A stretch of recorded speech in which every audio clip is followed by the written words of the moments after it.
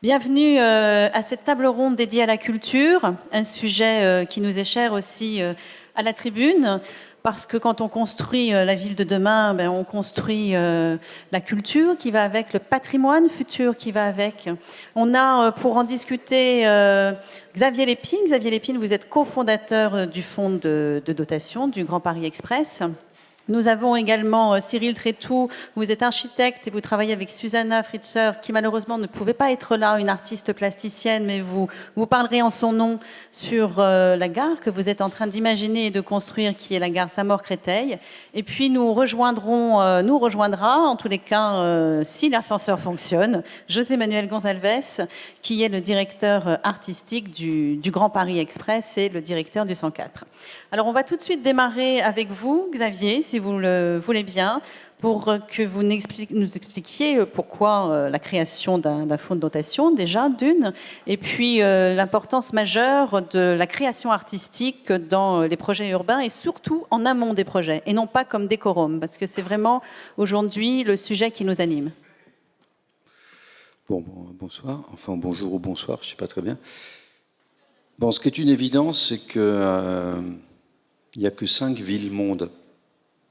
Une ville-monde, c'est très bien défini, hein, c'est une puissance économique, une puissance politique et une puissance culturelle. Et ça, il n'y en a pas 36, il y en a 5. Et parmi ces 5, il y a Paris. Donc, de ne pas avoir de dimension culturelle et artistique dans ce qui est probablement, ou certainement d'ailleurs, le chantier du siècle en termes d'infrastructure, ce serait non seulement stupide, mais ça serait extrêmement contre-productif. Donc, partant de cette réflexion, il y a à peu près 3 ans, 3-4 ans, avec le prédécesseur de l'actuel président du directoire de la Société du Grand Paris, donc avec Philippe Yvain, on s'est dit, bon, réfléchissons à ne pas recommencer un peu les erreurs du RER, qui sont certes très commodes pour se transporter, mais pas très artistiques sous aucun plan. Et de cette idée est née effectivement la création d'un fonds de dotation d'art et de culture du Grand Paris Express. José Manuel arrive, donc c'est lui, il fallait que je dure jusqu'à ce qu'il arrive, donc c'était quand même pas totalement évident, vu que je ne sais pas quand est-ce qu'il arrive. Et donc, avec Philippe Yvain, donc l'ancien patron de la SGP, avec Rémi Babinet de l'agence de publicité BETC, enfin la très grande agence, la plus grosse agence française, filiale d'Havas, et moi-même, on s'est dit, essayons de faire quelque chose dans ce domaine-là. Mais pour faire les choses, il faut des sous, d'une part, et puis il faut des idées. Alors nous, on en avait eu une seule, c'était l'idée de le faire, mais après, comment le faire, c'était pas très évident. Donc, pour trouver des sous, on s'est dit toutes les entreprises, enfin normalement, quand on voit ce que dépensent les entreprises, quand il s'agit de leur propre collection d'art, on peut quand même espérer qu'ils aient un intérêt à le faire, et pas uniquement pour leur hall d'exposition, mais également pour créer de la vie et de l'art dans ce magnifique projet. Ensuite, il y a une idée qui a émergé, qui a été de dire on va faire des bundles, tendance, donc une gare, un artiste.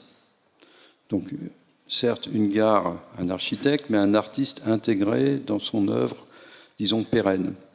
Et puis, partant petit à petit, on s'est dit, c'est bien l'art, mais la culture, c'est encore plus important. Et surtout, c'est un chantier qui va s'étaler sur une quinzaine d'années, donc qui va quand même perturber pas mal les résidents.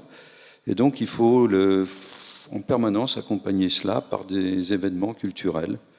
Donc, ça a été le kilomètre 1, le kilomètre 2.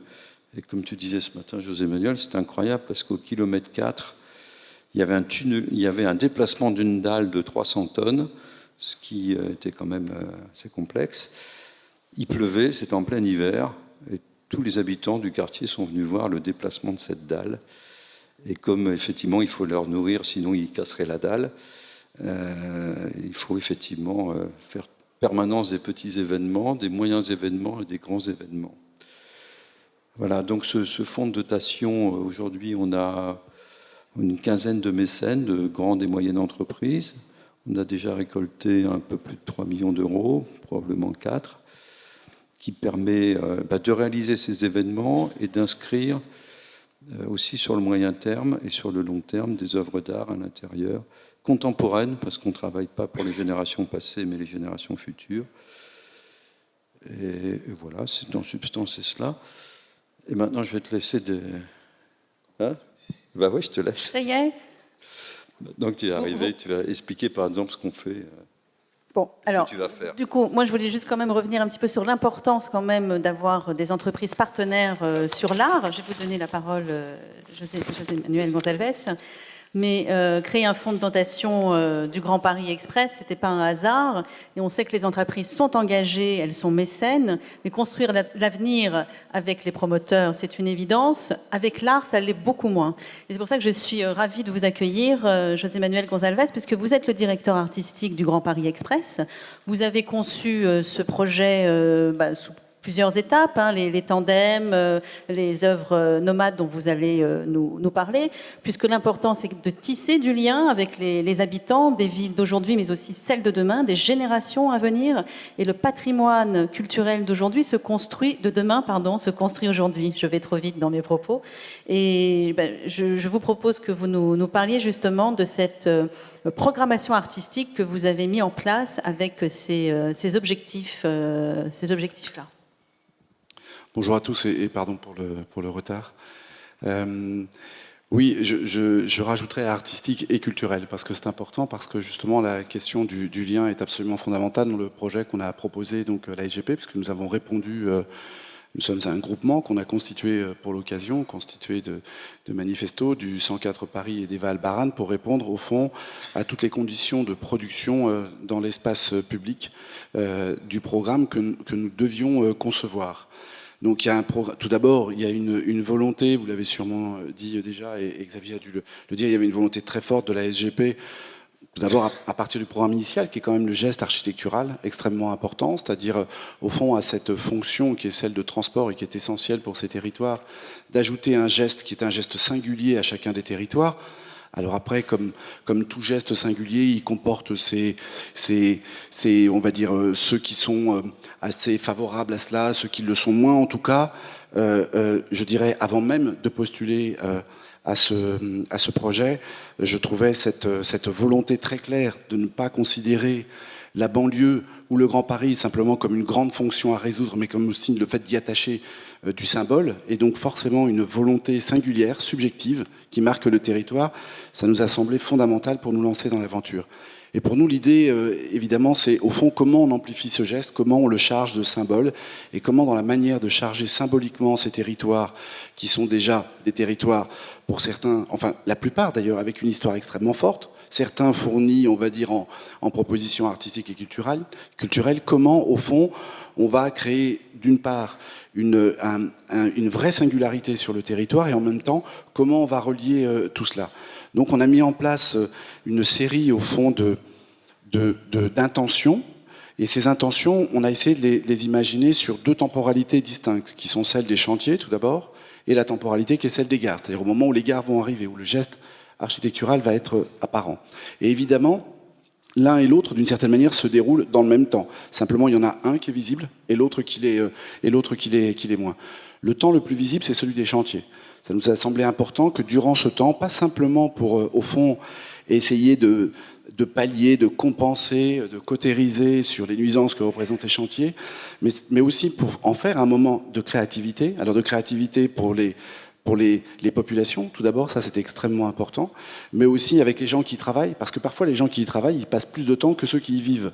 On l'oublie assez souvent. Et ça c'était important, ils se retrouvent dans une forme d'égalité, mais pas sur une même fonction, mais ils constituent le territoire.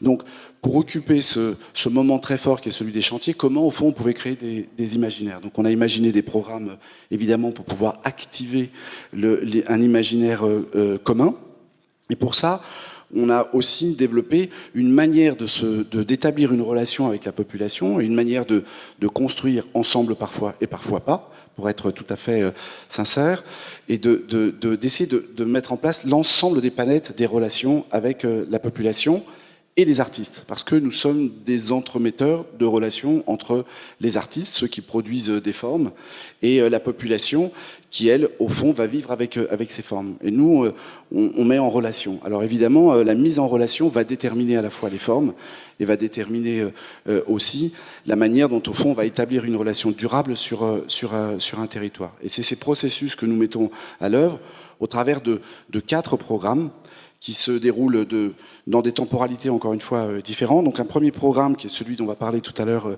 Cyril Trétou, qui est Tandem. Tandem, l'idée, c'est de ne pas attendre que le bâtiment soit terminé pour qu'il y ait une autre intervention artistique, parce que le geste architectural est aussi un geste artistique, qu'il y ait une intervention artistique avec l'architecte et qu'ils construisent ensemble une forme qui prend appui, qui vient au fond se distinguer de l'architecture ou pas, mais en tout cas qui se construit au moment de l'édification, y compris dans tout le processus qui est le processus de conception. Donc ça, c'est un travail que l'on mène au fond à 3. Ça, c'est le programme Tandem. Un autre programme qui est le programme Chantier partagé. Alors là, on est à l'autre bout. C'est qu'on a constitué des équipes, on va dire, d'urbanisme temporaire, constitué de jeunes architectes, de jeunes urbanistes, de jeunes artistes, qui travaillent avec la population aux abords des chantiers pour raconter le chantier, mais par un geste artistique conjoint. Et ça se déroule durant tout le temps du chantier et aux abords du chantier. Ces questions aussi géographiques sont importantes. Troisième programme très identifié, qui sont, vous l'avez cité, et Xavier l'a rappelé tout à l'heure, qui sont les KM. Alors ça, c'est un moment qui est un moment festif. Il est complètement d'une certaine manière accolé au programme de transformation et d'élaboration de la gare, et donc du chantier, c'est-à-dire les programmes de génie civil notamment, et faire de ce moment un moment à la fois de découverte du chantier et d'accessibilité pour la population au chantier, et en même temps un moment augmenté par l'intervention artistique. C'est un moment de rassemblement, de fête commune, où à la fois on va puiser dans les imaginaires collectifs du chantier qui existe depuis des années, et on y amène aussi une dimension totalement contemporaine avec des artistes pour vivre ensemble une expérience. C'est ce qu'on a appelé les KM. Troisième programme, ce sont les œuvres nomades. Alors là, contrairement aux tandems qui vont rester sur place, ce sont des œuvres qui naissent à un endroit et qui vont circuler sur l'ensemble du territoire. Ce sont des œuvres d'art dans l'espace public et qu'on va amener d'un territoire à un autre, pour reprendre la fameuse chanson, être né quelque part, mais après on découvre le monde et on se constitue son univers en circulant. Enfin, ça fait donc 5 programmes, en fait, je me rends compte. Cinquième programme, c'est Génération Express que l'on est sur le point de lancer et qui comprend d'une certaine manière des sous-chapitres. Génération Express, c'est très clair, ça s'adresse à la génération qui est celle qui va demain utiliser de manière importante le métro et celle qui va vivre aussi sur ces territoires. Et là, l'idée, c'est au fond de faire appel à leur imagination dans le champ du numérique et du design et d'autres champs, parce que ce que je n'ai pas dit, c'est dans toutes les autres propositions, c'est tous les champs artistiques qui sont visités, de la musique. Stromae, par exemple, va réaliser sa première œuvre dans un espace public, le chanteur, à la gare Pleyel, Saint-Denis Pleyel, par exemple. Et on a d'autres artistes plus identifiés, évidemment, dans le champ de l'art contemporain. Pour revenir à Génération Express, ça va être lancé sous la forme de 3 appels d'offres. Dans les autres, c'est une offre qui arrive de notre part. Dans un des autres dispositifs, les tandems, c'est co-construit. Et là, on va le construire avec une relation à la population extrêmement forte dès le choix des artistes. Premièrement, c'est une intervention, c'est la création d'une borne numérique de réalité virtuelle dans l'espace public. C'est une chose aujourd'hui qui existe évidemment, la VR, vous la connaissez, tout le monde la pratique au final, mais dans l'espace public, c'est une chose qui existe peu.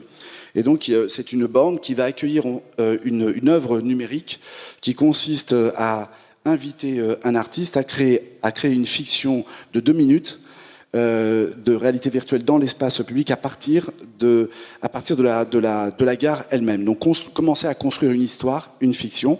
Et donc, le public va pouvoir, en toute sécurité, à la fois se plonger dans le futur de la gare, en tout cas un futur possible, et en même temps, évidemment, avoir des éléments de la gare elle-même et du territoire. C'est toujours la question. Ça, c'est un appel à candidature qu'on va lancer, qui va s'appeler Numériscope, et qu'on va donc co-construire, évidemment, avec les municipalités et les populations qui arriveront à un moment de vote pour choisir l'œuvre qui va le mieux représenter une fiction possible de leur ville. Deuxième programme que nous allons bientôt lancer, et troisième, je peux le dire en même temps parce qu'il procède au fond de la même intention.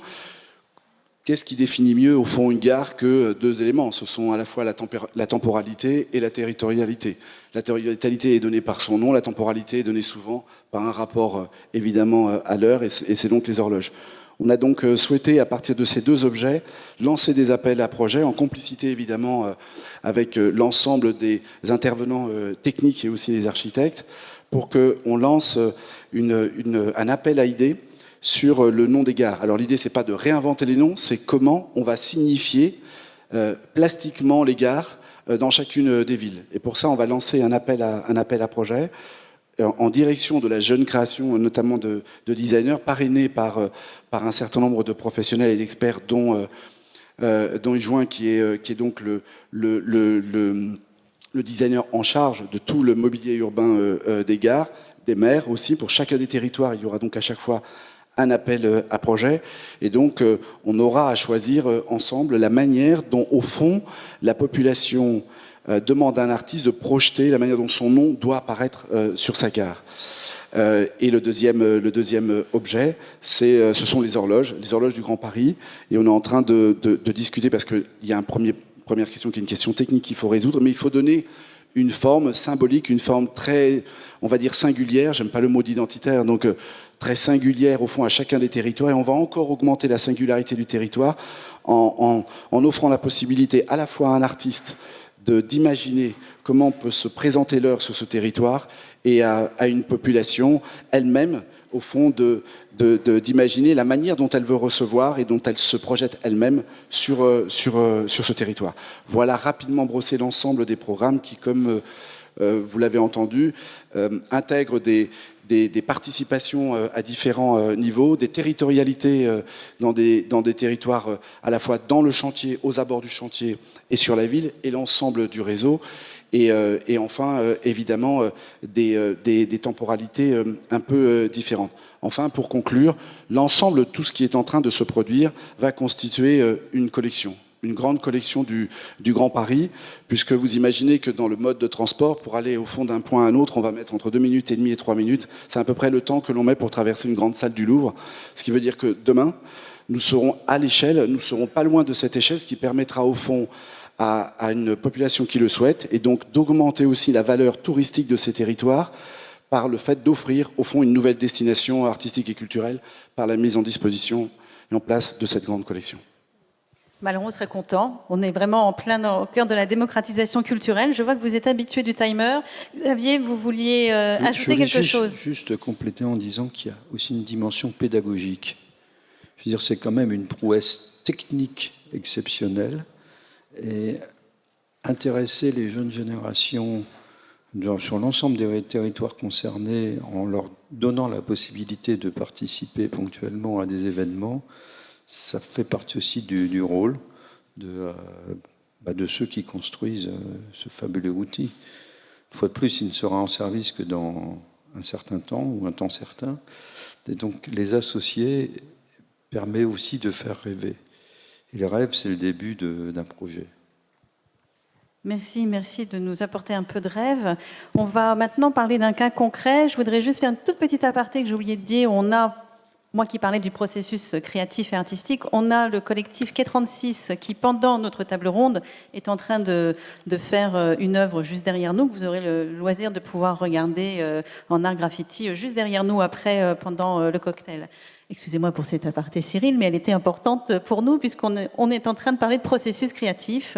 Vous, Cyril, vous travaillez avec Susanna Fletcher, qui est une artiste plasticienne autrichienne, je crois, qui vit à Montreuil.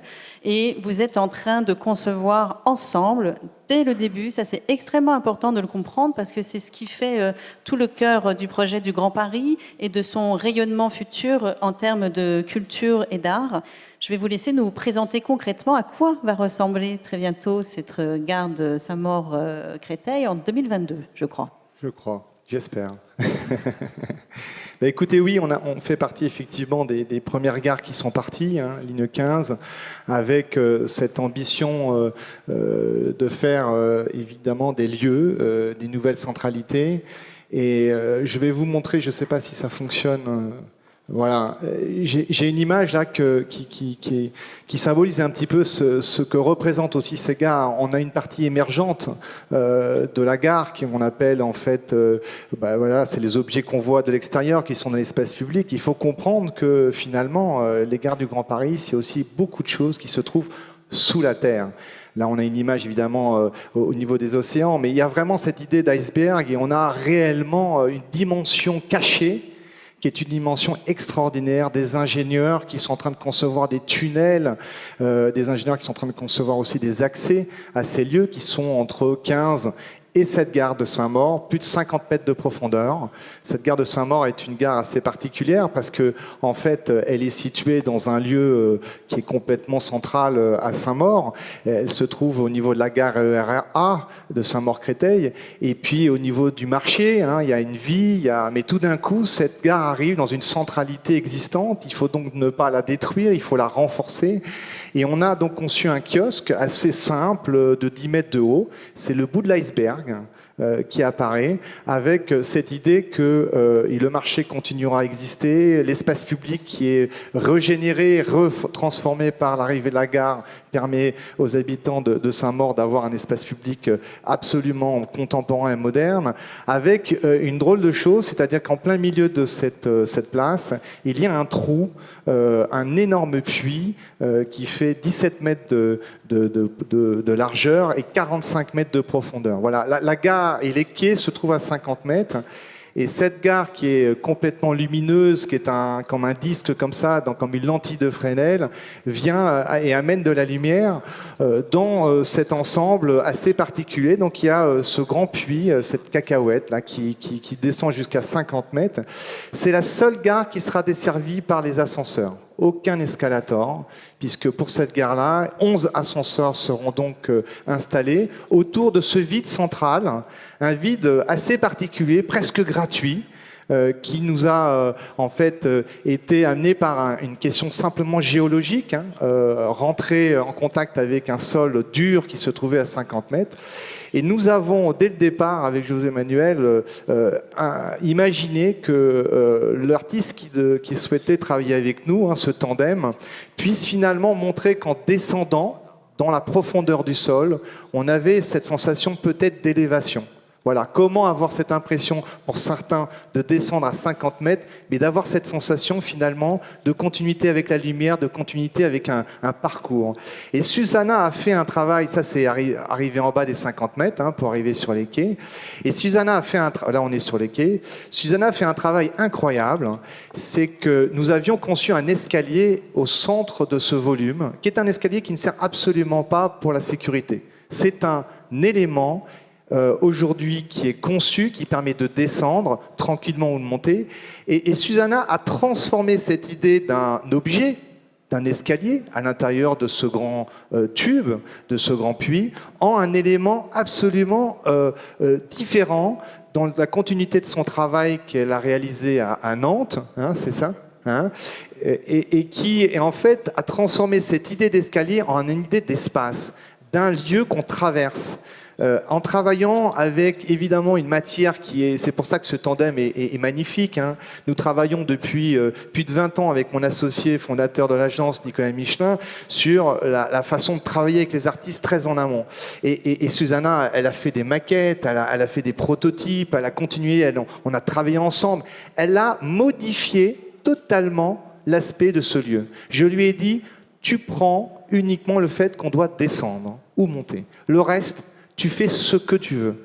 Évidemment, pour nous, c'est un challenge parce qu'on est en pleine conception, il y a des contraintes. Mais franchement, ce tandem, c'est un vrai plaisir. J'étais encore avec elle ce matin. Elle est partie en province ce soir. Mais avec elle encore ce matin, nous avons travaillé avec un concepteur lumière parce que l'idée, c'est que cet escalier, il puisse être habillé par un ensemble de câbles qui descendent et qui donnent, et j'arrive, voilà, des câbles qui sont de différentes couches pour créer cette atmosphère, voilà. Au fur et à mesure, l'escalier se monte et crée un univers, on le voit ici, absolument magique, très lumineux. Son travail est beaucoup sur la vibration, sur le blanc, sur une atmosphère laiteuse, nuageuse presque. Voilà, on s'enfonce à 50 mètres en restant dans les nuages. Ce tandem est vraiment une réussite parce qu'encore une fois, on aura ensemble une volonté commune de le réaliser. Et vous savez que quand on construit des gares, il y a des normes, il y a des entretiens, il y a un certain nombre de choses. Le chemin est encore long, mais un vrai plaisir puisque dès le départ, Susanna, qui a aussi l'habitude de travailler avec les architectes, a cette capacité d'écoute, cette capacité aussi de nous faire évoluer dans notre conception, hein, la matière, la couleur. Donc voilà, pour nous, c'est vraiment un challenge qui a été révélé, en tout cas relevé et révélé. Et c'est vrai que je crois, José Manuel, je crois que c'est une des œuvres les plus importantes, en tout cas en termes de dimension. On a encore un chemin, mais on a vraiment ensemble créé, je le dis vraiment ensemble parce qu'elle le partage, elle m'a dit n'hésite pas à le dire, on a réellement créé cette ambiance atypique, particulière, qui pourra en fait donner, et je lui ai dit récemment, tu as donné une âme à ce lieu. Au début, c'était un vulgaire escalier. Aujourd'hui, c'est un espace qu'on traverse. C'est une ambiance qu'on crée. Voilà cette réalisation à Saint-Maur-Créteil, la gare la plus profonde de France. Et c'est vrai qu'avec Susanna, on a hâte d'arriver sur des choses concrètes, sur des prototypes, pour présenter évidemment à José Manuel et à la SGP le fruit de notre travail. Merci. Merci beaucoup. Alors moi, j'ai juste envie d'ajouter que le jour où on prendra le métro comme on va au musée, ce sera gagné, ce sera génial. C'est-à-dire qu'on partira travailler dans la joie, même si on va prendre le métro, et c'est ça qui est vraiment essentiel. Merci pour cette présentation, nous avoir aussi bien expliqué que tous les corps artistiques étaient sur ce projet. Et eh bien, je vous dis à l'année prochaine pour d'autres projets artistiques. Merci. Merci.